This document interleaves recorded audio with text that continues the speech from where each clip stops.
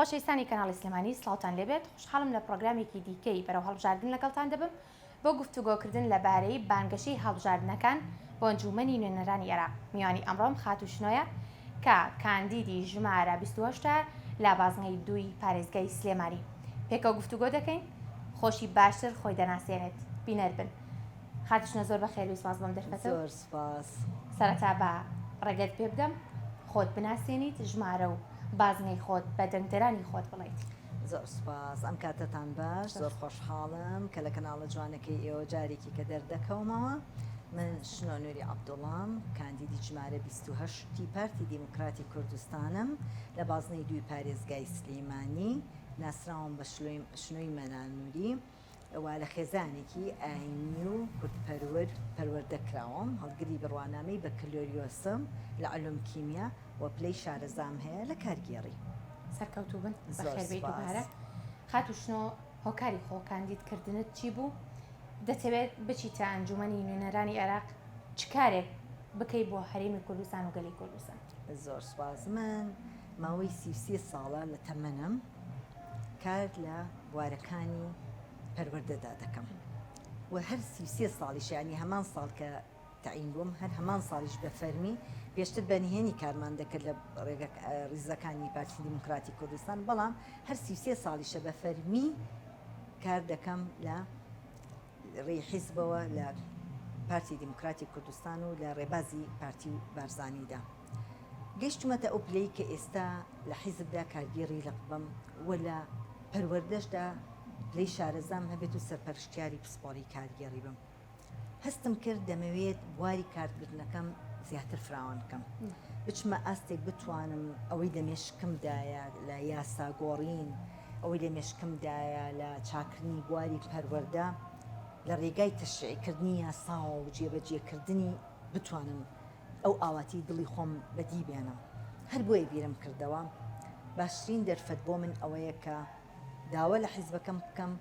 بربژێرم بکات، متمانم پێ بدات، بربژێر بم بۆ ئەنجومەنی نوێنەرانی عێراق. بە خۆشحاڵیەوە بە سوپاسەوە بۆ جەنابی سەرۆک بەرزانی کە ئەو متمانەی پێبەخشیم ببمە بربژێری پارتی دیموکراتی کوردستان تاوەکو بتوانم ئەو ئاوات و ئامانجەی کە لە باقی ژیانمدا ماوە دەمەوێت پێش ئەوەی ئەم دنیا بەجێ بێڵم بیەنمەدی جێدەستم زۆر دیار بێم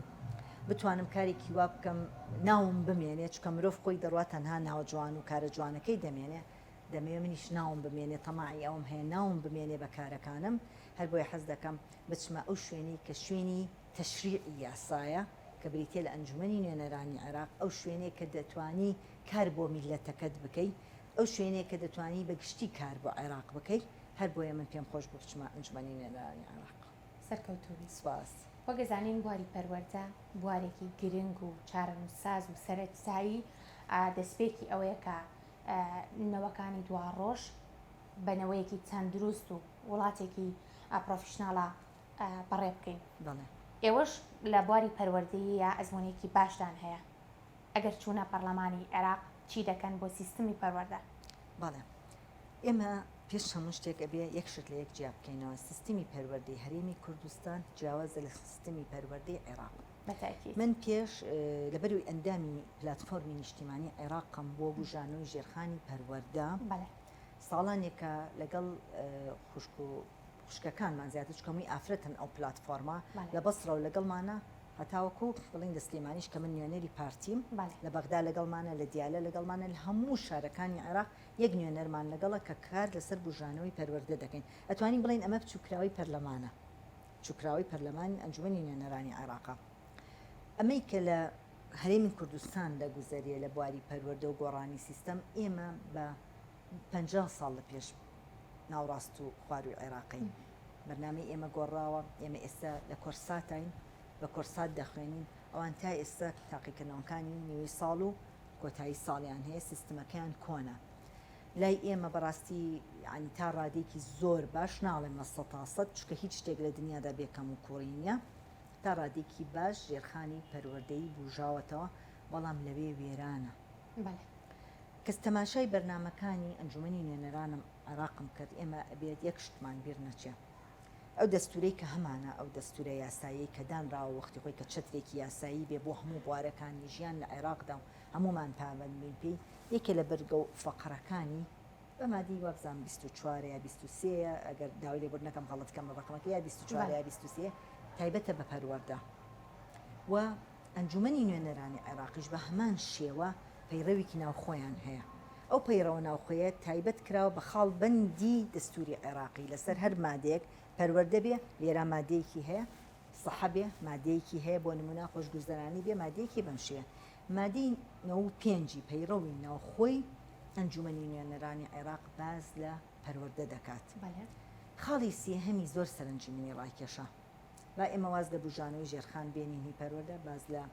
باز لەو بینی کە پێویستە قوتابخانە دروستکەین زیاتر باز لەو بینی کە پێویستە دەورات بۆ مامۆستا بکرێتەوە چۆن بۆ چۆن نەبێ یەک خاڵیان کە خاڵی ژمارە 30 بڕگەینەوە پێنجە زۆر سەرنجی منی ڕاکێشە کە زۆر بە گرنگی دەزانم لێ کاری لەسەر بکەم کە ئەڵێ پێویستە تەسامح لێبوردەیی لەگەڵ پاراستنی مافی مرۆڤ بخەینە ناخی منداڵی عێراقی بەوشە سێ وشەیە بەکردە زۆر گەورەیە تۆ چۆن دەتوانی تەسامح و لێبوردەیی و پاراستنی مافی مرۆڤ بخەیتە ناو ناخی مناڵی عێراقی و پێی گەورە بێ ئەزانی ئەگەر ئێمە ئەوە بکەین لە داهاتوویەکی کەمی 10 ساڵدا چنەوەیەک پەروەردە دەکەین ئەزانی عێراق بێ بە چ عێراقێک ئەبێ بە عێراقێکی سیستەماتیک عێراقێکی پڕیاسا عێراقێک ڕێز لە مافی مرۆڤ دەگیرێ عێراقێک مافی کورد و عەرەب و تورک و کەمە ئاینیەکان و ئاینزاکان هیچی نافەوتێ هەر کەسە مافەکانی خۆی وەکو خۆی وەرەگرێت چکە تۆ مامەڵە لەگەڵ عەقڵێکی سیاسی یاسایی سیستەماتیک دەکەیت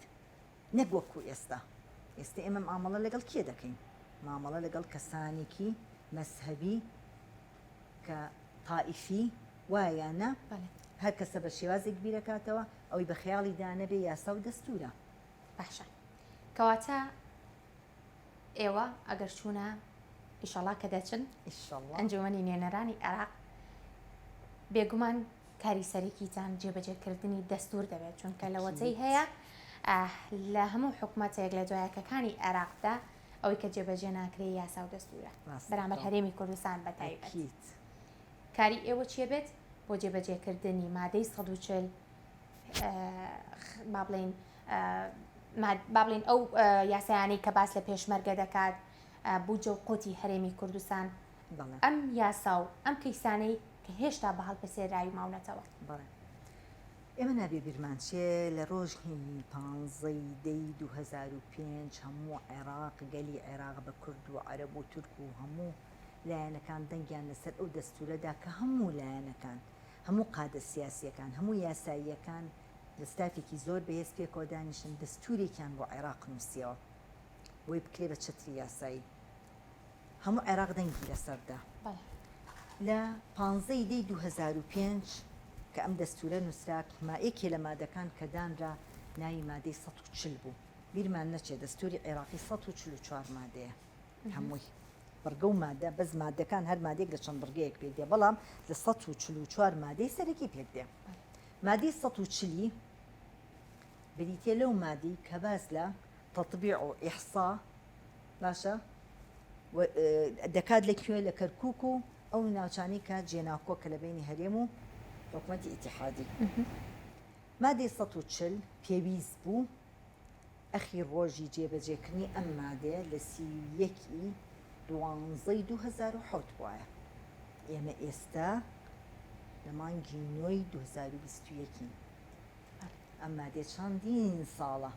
هەر ڕۆیشتووە و خراوەتەوە سەر وەجبەی داهاتووی پەرلەمان وەجبەیەکی کە ڕۆیشتووە و پەرلەمانێکی کاتەوە ئەویش دیسان کۆکراوەتەوە ئیراوە بەسەرێکە هەتا وای لێک هاتووە نەک هەر مادەی 140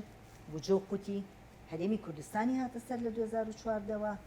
مافەکانی پێشمەرگەی هاتە سەر کە پێشێل دەکرێت و کە تا ئێستا وەکو سوپای یاساییەکی عێراق مامەڵەی لەگەڵ ناکرێت زۆر لەلایەنی تریش لە 144 مادە تا ئێستا 55 مادە پێشێلی تێدا دەکرێت ئێمە لە سوڵتاتی عێراقی سوڵتاتی تەنفیزی و تەشریعی یاساییمان هەیە لە سوڵتەی تەشریعی مەجلیسی نوابمان هەیە کە ئەنجومەنی نوێنەرانە لەگەڵ مەجلیسی ئیتیحاد دەزانی تا ئێستا مەجلیسی ئیتیحاد دانەمەزراوە مەجلیسی اتحاد چیە؟ ئەو مەجلیسەیە کە پێویستە نوێنەرانی ئەقلیم و هەموو پارێزگاکانی تیا بێت تاوەکو چی بکەن چاویان لە کارەکانی حکوومەتی عێراقی بێت و چۆن بڵێن ئیشرافی کارەکانی حکوومەتی عێراقی بکەن لە هەموو ناوچەکاندا ئەو بەسیترین شتەکە نەکراوە جا ئەو مادەی 140 بێتە سەر هەیئەکان کە لە مادەی 105 و 106 باسی دەکات کە دوو هەیئەی سەرەکیە دەبێت چاودێری ئەو پارە واریداتە بکەن کە لە دەرەوە عێراق قەرزی دەکات و ئایا بە ڕاستە یعنی بە شێوەیەکی باش دابەش دەکرێت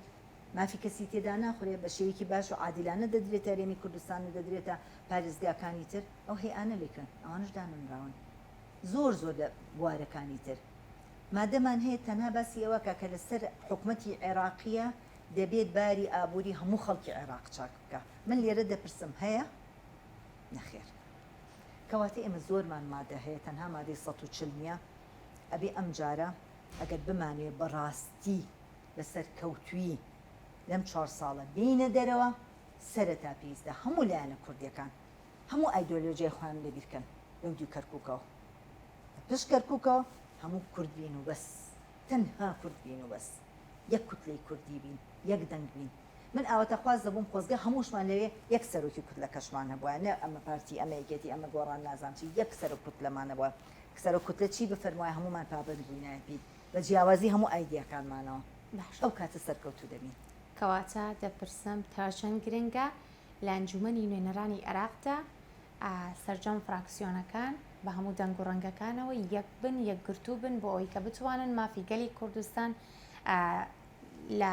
حکوومەتی عێراقی وەربگرن نهێڵن هیچ یاسایەک بەبێ بڵین پێویستی بەڵێ پێویستی هەرێمی کوردستان واژووی لەسەر بکرێت بەڵام پاش ناوبڕێک وەڵامەکەت وەردەگرن.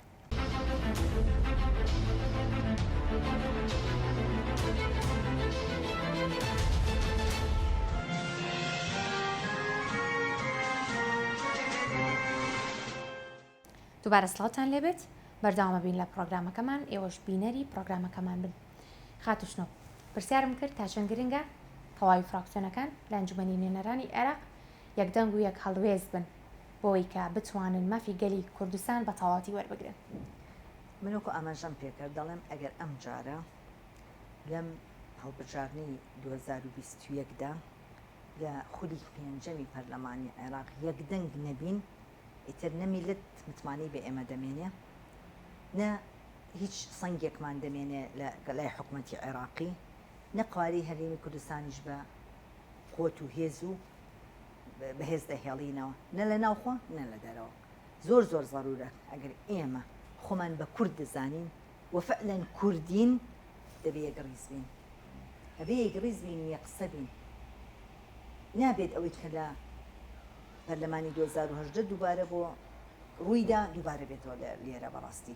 هەر کەسە بۆ خۆی بێ بە گەورەی خۆی هەر کەسە چۆنی حەزکرد ئاوە قسە بە حکوومەت بڵێ کەسە چۆنی حەزکرد شێوازی